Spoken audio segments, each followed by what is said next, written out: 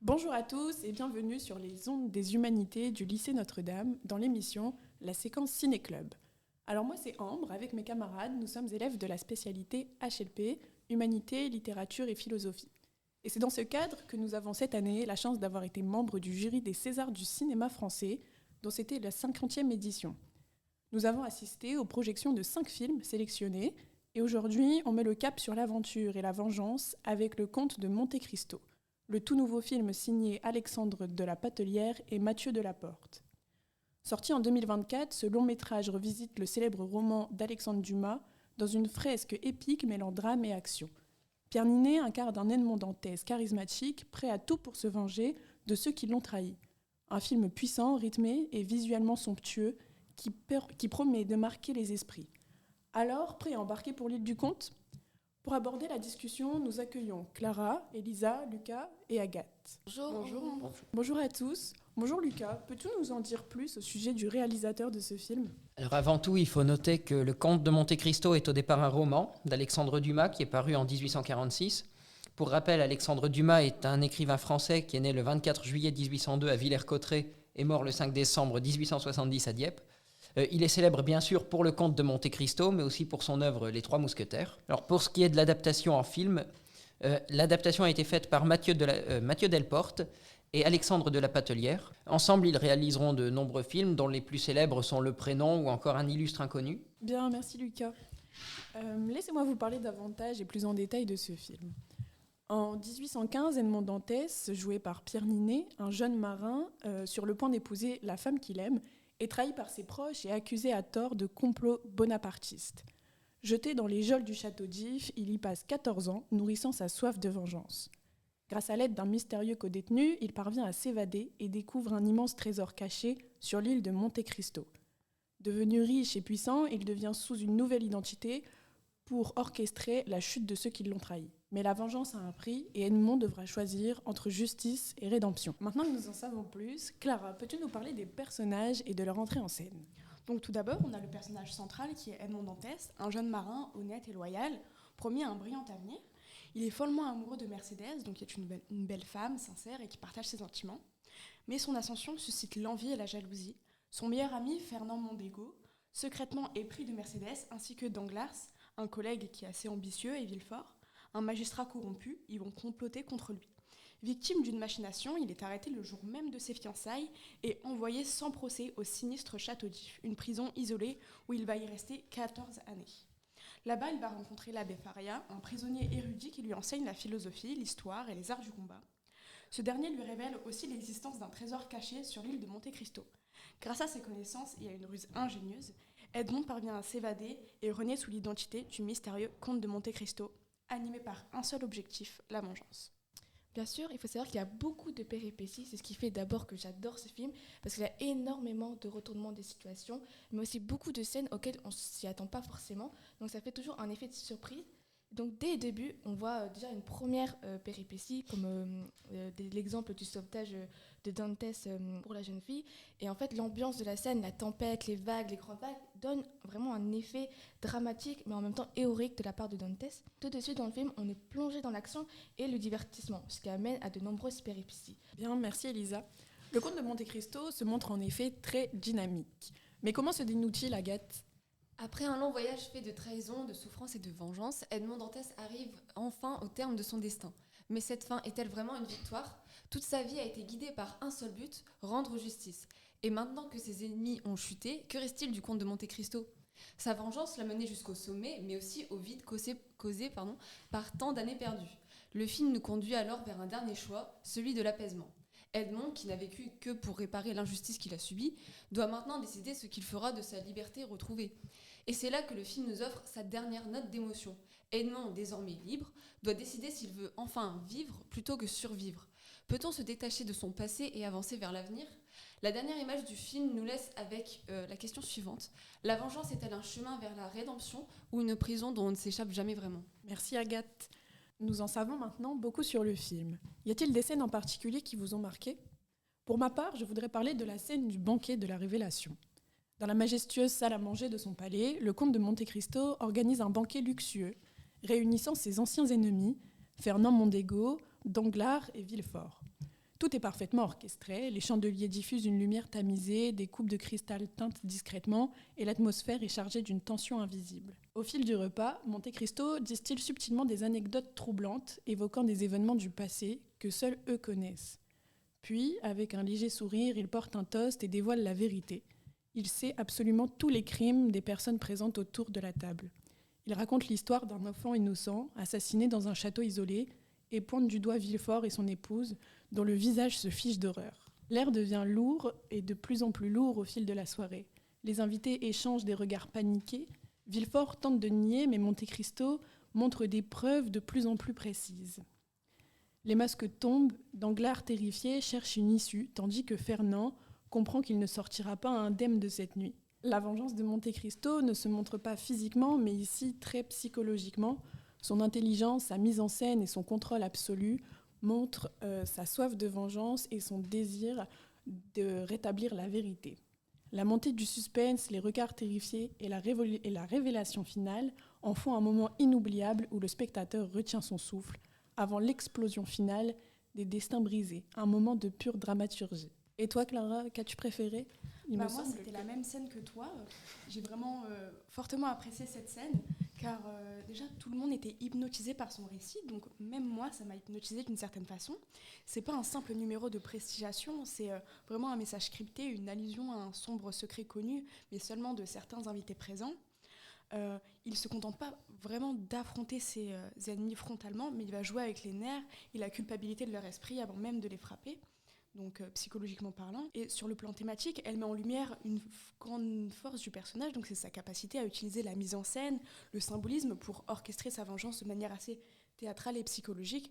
Donc c'est ce qui a fait vraiment, j'ai fortement aimé cette scène que je vais caractériser d'un tour de magie, que ce soit spirituellement ou factuellement.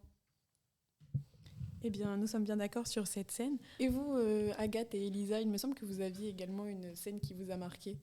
Donc pour nous, une des scènes les plus marquantes du film, c'est l'évasion d'Edmond Dantès lorsqu'il est emprisonné au château d'If.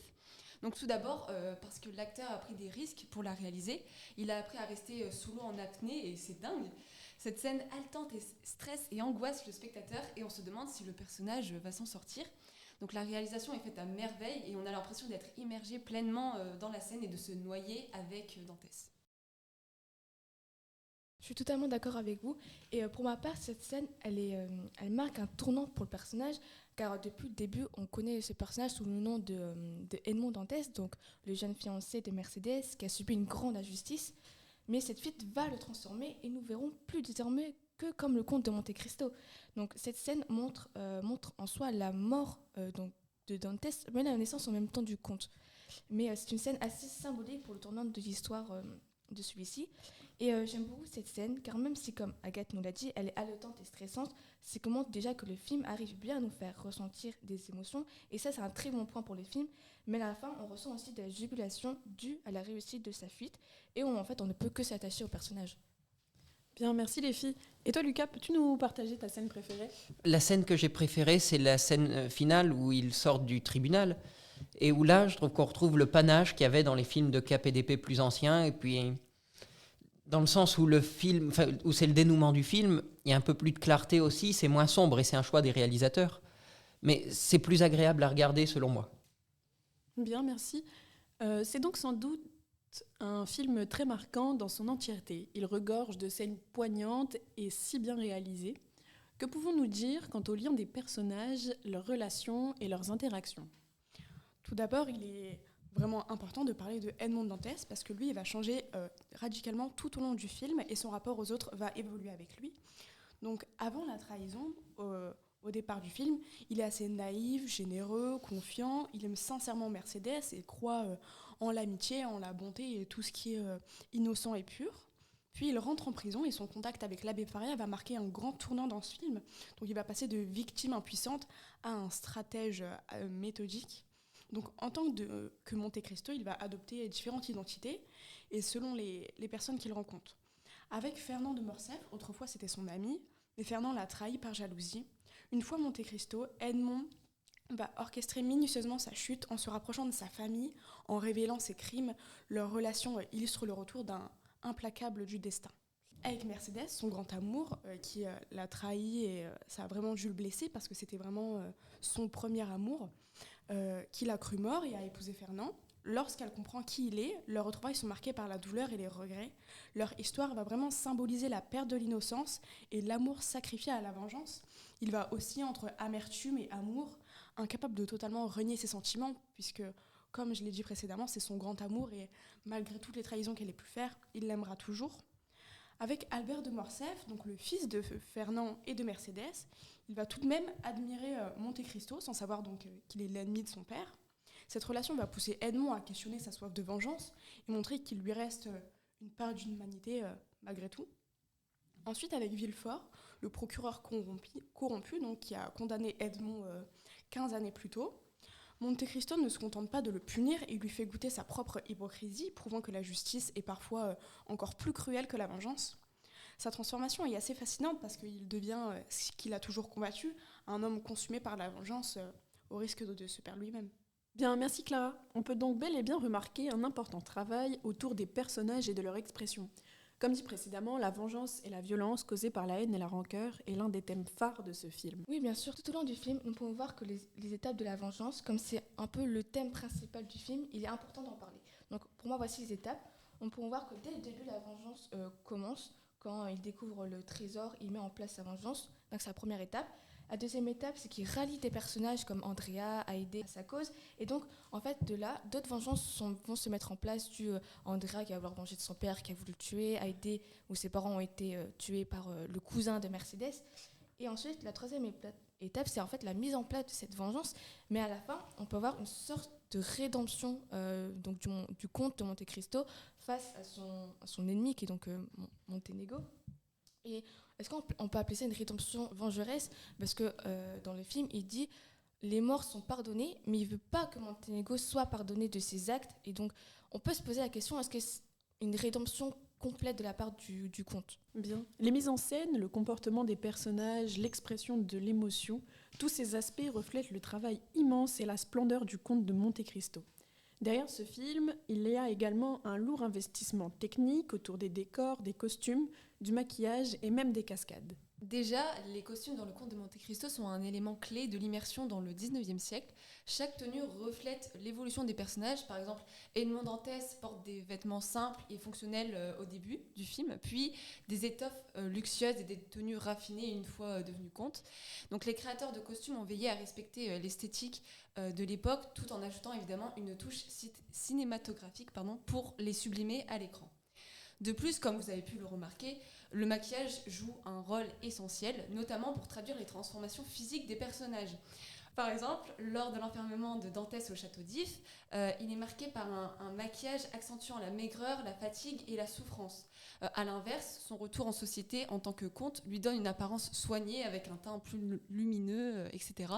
Et ça grâce au talent du maquilleur Pierre Persin. Les décors participent pleinement à la fresque historique du film.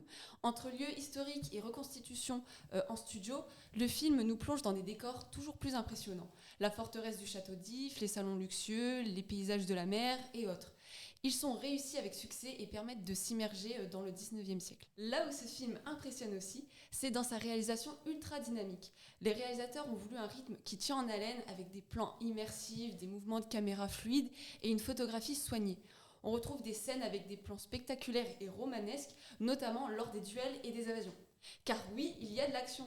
Le film nous propose des combats à l'épée, des courses-poursuites, des cascades et évidemment des scènes de vengeance. Tout est chorégraphié avec précision et c'est bluffant, mesdames et messieurs. Eh bien, merci à vous quatre pour cette émission et merci à Radio Club de Wallers de nous permettre de diffuser nos ondes sur les leurs. Retrouvez la classe d'HLP du lycée Notre-Dame pour d'autres émissions comme celle-ci au sujet des autres films des Césars du cinéma français. Et n'oublions pas que le cinéma c'est la vie, mais la vie n'est pas un film. Alors vivez-la pleinement.